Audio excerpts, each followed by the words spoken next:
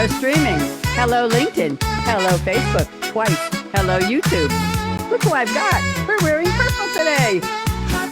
It's a purple palette, girls. Your day. Celebrating you. So special. Shine. Smile. Celebrating you. Great style, can't you tell?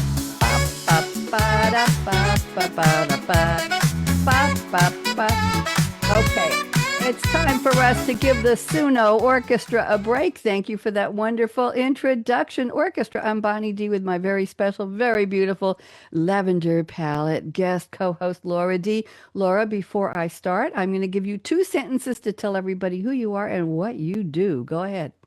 All right, that sounds great. I am an actor, a voice actor, and a shameless hussy of on-camera confidence.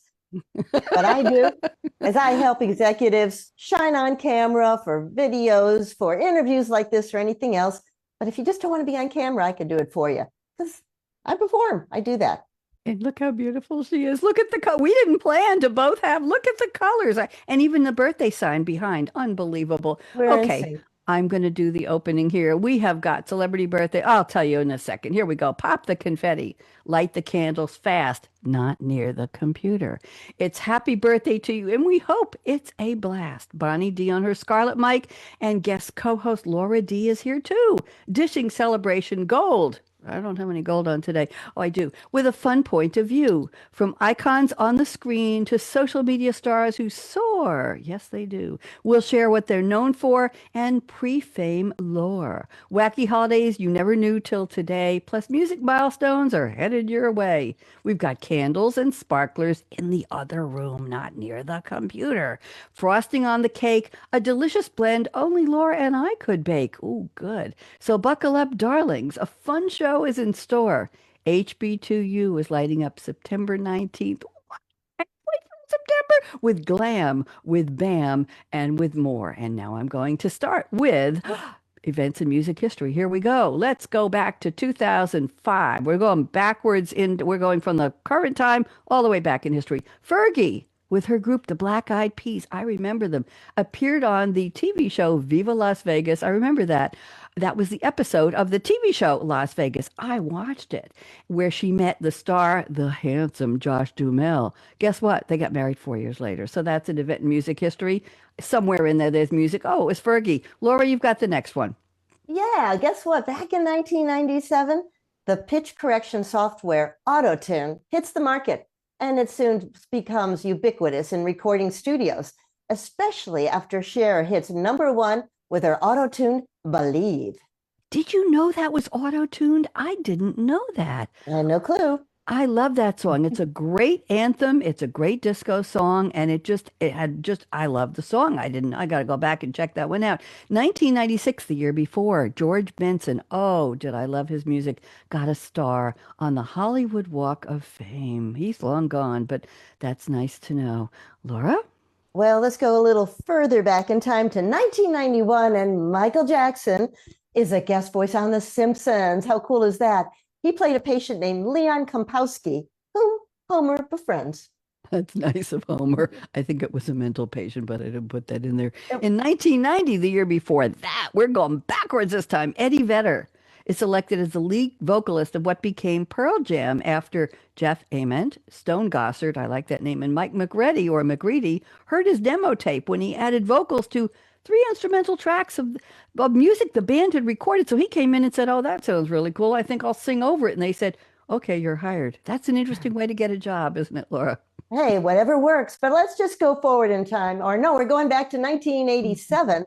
The Grateful Dead hit #10 on the US Hot 100 with Touch of Grey. And believe it or not, that was their only hit song. And that's why I go to my salon once a month, because of their song. You know? We don't talk about Grey. No, we don't. 1981, thanks to MTV Airplay for the lead single Start Me Up, the Rolling Stones album Tattoo You, that's an interesting name, goes to #1 in the US for 9 weeks. It's their last #1 album in the US. Do you remember Start Me Up? I think I do. Yeah, I think so. Very cool song. Go. And I remember 1970, Diana Ross, after leaving the Supremes, got her first #1 solo hit with Ain't No Mountain High Enough.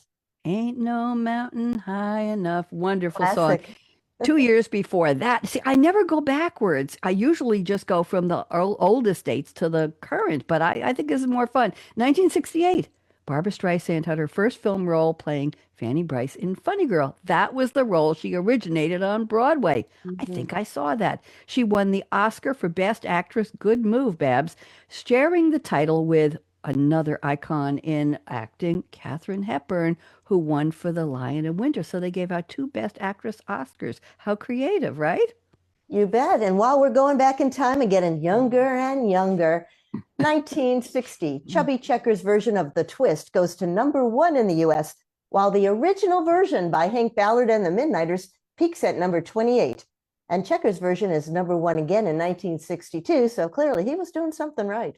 Clearly he was. I've had the twist played at some parties I've gone to, and about 5, 10 years ago, and you look around at the age of people and you say, do we need to have an ambulance outside? Let's do that twist again. It's like, oh, there goes the hip. Which one? The other one. Okay. Well, that's it for our music history. Let's go to celebrity birthdays. I'm going to start us off with Jeremy Irons, very iconic actor. He's 77. Happy birthday today, Jeremy Irons. English actor known for his sinister vocal performance as Scar in The Lion King, and he played the villainous Simon in Die Hard with a Vengeance. He sure had a range there. He does. He received Best Actor Oscar for playing Klaus in Reversal of Fortune. In 2019, he started starring as Adrian Velt in HBO's Watchmen. I don't watch that show. I might have to take a look. Jeremy Irons is one of the few actors to achieve the Triple Crown of Acting and more. That's an Academy Award or an Oscar, a Tony, and a Primetime Emmy, and he's got 3 Emmys, so that's the Triple Crown. Oscar, Tony, and Emmy. That's a nice group of friends, right? And he also won 2 Golden Globe Awards. So, Yeah. okay. Jeremy, make the rest of us feel like we're underachievers. I know, I know. He can't help it. He's just wonderful. Who have you got? Oh, I got Trisha Yearwood. She's 61 years old. And if you don't know her, she's an American country singer who rose to fame with her 1991 debut single, She's in Love with the Boy, which became a #1 hit on the Billboard Country Singles Chart. Its self-titled debut album sold over 2 million copies. Yearwood had a series of major country hits during the early to mid-1990s, including The Woman Before Me in 1991, Walk Away Joe in 1992, the song Remembers When in 1993, and XXX's and OOO's An American Girl in 1994, and Believe Me, Baby, I Lied, 1996. I like the way you said that. We have one more famous birthday. I'm going to put on some applause in a second here. Bill Medley is 85. American singer. Some of you young people might not remember the name, but he was half of the Righteous Brothers with Bobby Hatfield. What a pair. He's still alive. We're not remembering him as gone. We're remembering him because it's his birthday. He has a bass baritone voice, songs like You've Lost That Love and Feeling. He produced their songs Unchained Melody, fabulous, and You're My Soul and My Heart's Inspiration, Soul and Inspiration. He also is a solo artist, and he charted, Laura, on the country music charts. His famous duet with Jennifer Warren's I've Had the Time of My Life was 1987, a #1 million seller. Interestingly enough, Bill Medley's early influences on his singing included Little Richard, who he heard when Bill was only 15. Oh, maybe that was even late Ray Charles, Bobby Blue Bland, and B.B. King. That's a lot of B's. Bill Medley first formed a singing duo called The Romancers. I like that name. And he started to write songs and record multi-track recordings in his living room. Now that's an early passion. At 19, he wrote 2 songs recorded by the vocal group The Diamonds. I remember The Diamonds. Bill Medley first met Bobby Hatfield. Get this, and this is the value of networking, Laura, many years ago. A friend named Barry Rilera was in Bobby Hatfield's band, The Variations, and he was also in Bill Medley's band, The Paramours. And he said, why don't you two go so you see each other's show? Well, they did. And they started performing together as the Righteous Brothers. Soon after they met in 1963, they adopted the name Righteous Brothers, and their first single was the medley penned. He wrote this, Little Latin Loopy Loo. Remember that? Oh, I do. And it just goes to show you the power of networking and referring people and all kinds of good stuff. Is that something? We have 2 in memoriam. I'll save the applause for after these. You start. Go ahead. Oh, already. Oh, Mama Cass Elliot. Hmm. She was only 32 years with us from 1942 to 1973, but what an impact. An American singer and songwriter known for her powerful contralto voice and stage presence. She became a folk singer in 1963 and achieved overnight success in 1965 as a member of the 1960s group and one of my favorites, the Mamas and the Papas. After the group disbanded, she released 5 solo albums. In 1998, she was posthumously inducted into the Rock and Roll Hall of Fame up in Cleveland for her role in the Mamas and Papas. Wow, Mama Cass, amazing. And Adam West, I didn't even know he was gone. He was Oh, born in 1928. He lived for 88 years. William West Anderson, known as Adam West. Anybody doesn't know the name? American actor. That's right, Batman. Ba-da-da-da-da-da-da. 1960s TV series and movie Batman. He reprised the role until 2017. That's the year he passed away. He's also known for his eccentric characters and voice acting in the animated shows The Fairly Odd Parents, Family funny. Guy, I know that one, The Simpsons, and Rugrats. Before we go to social media, let me go put on some cheers here and see if we... Happy birthday to all of those. Happy, happy, happy birthday, even to the ones who are gone. And we're going to do a couple of social media star birthdays. I'll start this one off on YouTube.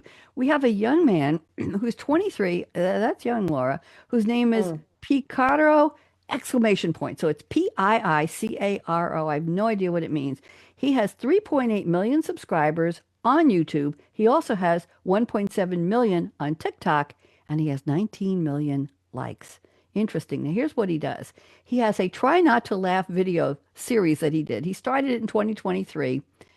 In less than a month, Laura, he got 15 million views. Oh, 15 I'm jealous. million views. What he does is he tries not to laugh, and he says to the viewer, "Don't you laugh either." He watches funny short form clips, memes, GIFs, or GIFs, and more. And he says, "Now you don't laugh, and neither will I." Apparently, 15 million people wanted to watch those with him. The majority of his videos on YouTube and TikTok have millions of views.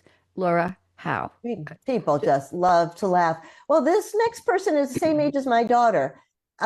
He's a TikTok star. His name is Kyle Thomas. He's only 21. He's got over 35 million fans. He's primarily known for his fun lip syncs and quirky food tasting videos. He also posts videos about rescued animals. He began posting on TikTok in 2019. And as of 2023, he is estimated to be one of the highest earning UK content creators on TikTok. Pre-fame, well, he left school at 16 to focus on a social media career. I guess he proved himself right. I guess he did. Imagine that. I've seen this, Laura, in some of the other social media stars we've celebrated on my HBT2U series, where they've left school 12, 15, 16 years old, obviously pre-college, if that's where they were Yeah. headed, we don't know.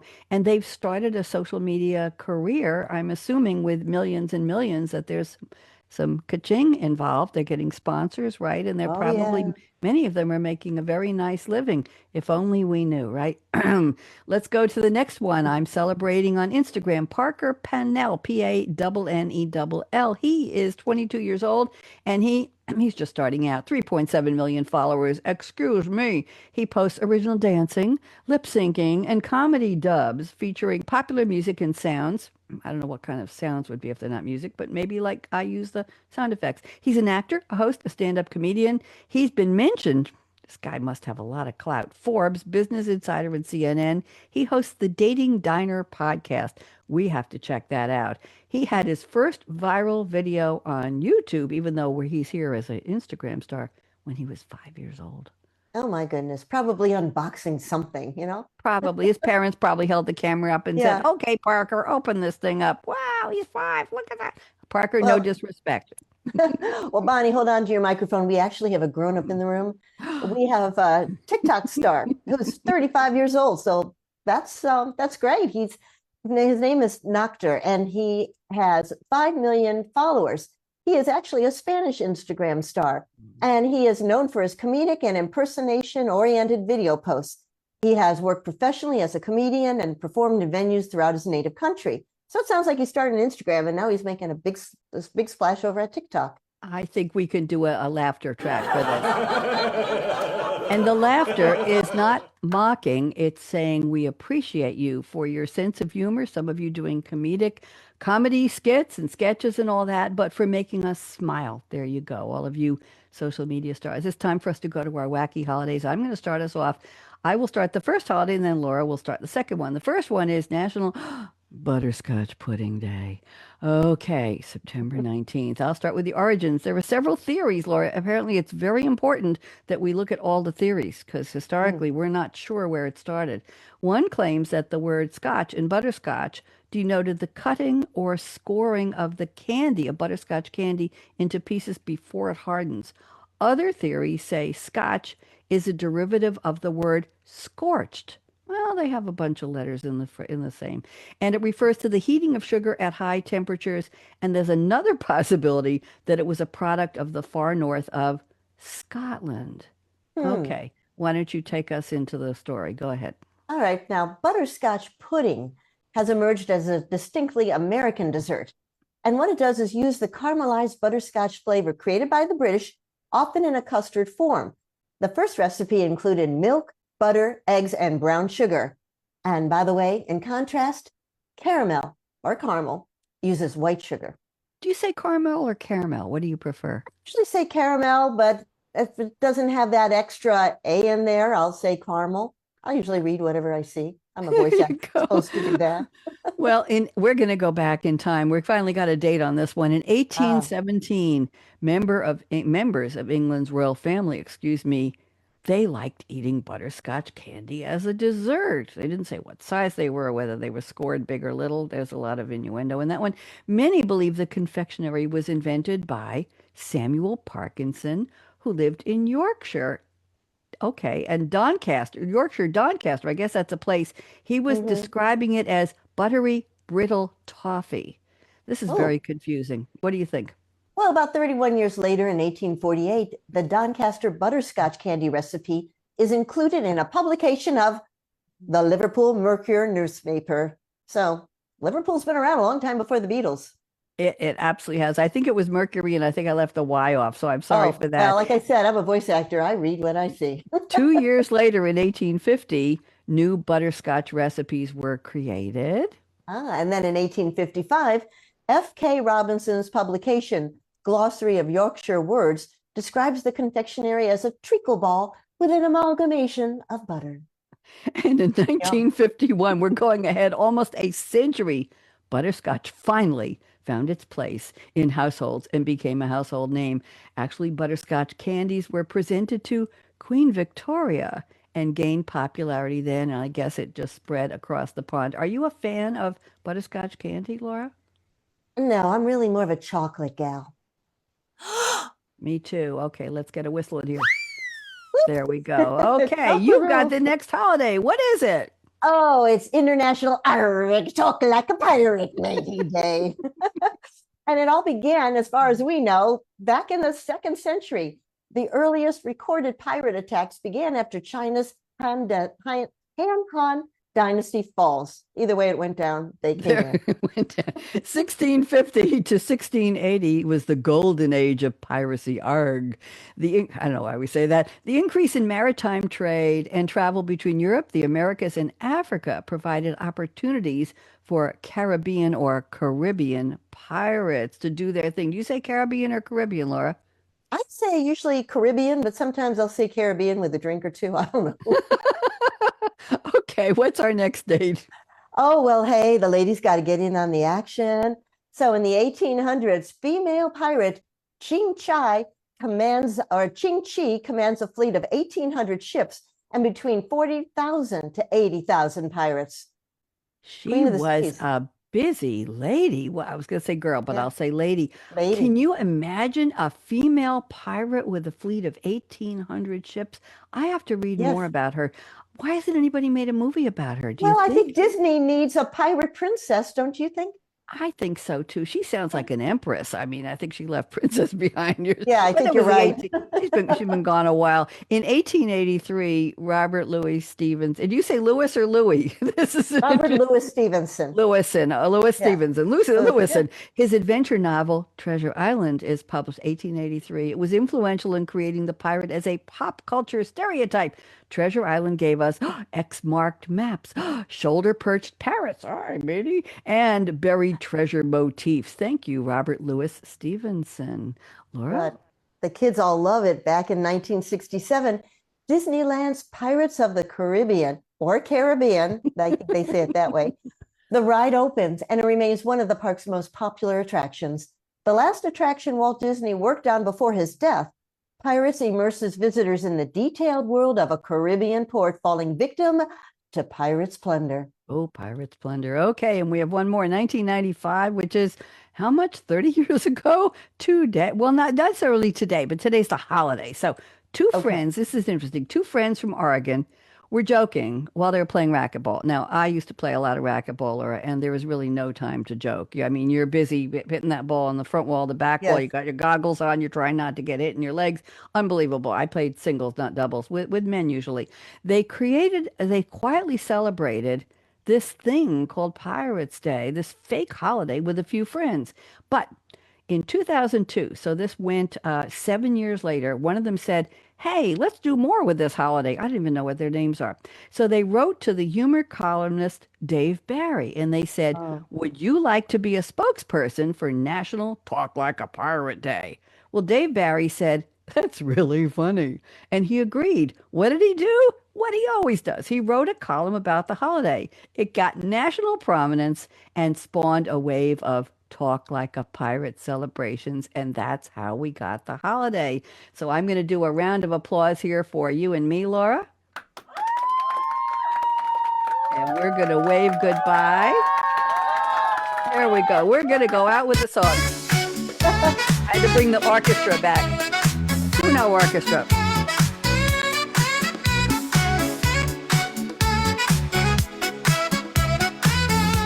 Love this music. I'm a disco girl. Happy birthday. Not mine, not hers. Somebody's.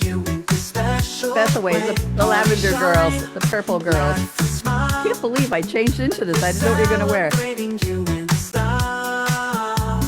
Ba, ba, da, ba, ba, da, ba, da, da. Ba, ba, ba. Laura and Bonnie saying goodbye. Have a great day, Laura. It's been lovely. Let's do this again sometime. Wave goodbye. Here we go. Woo!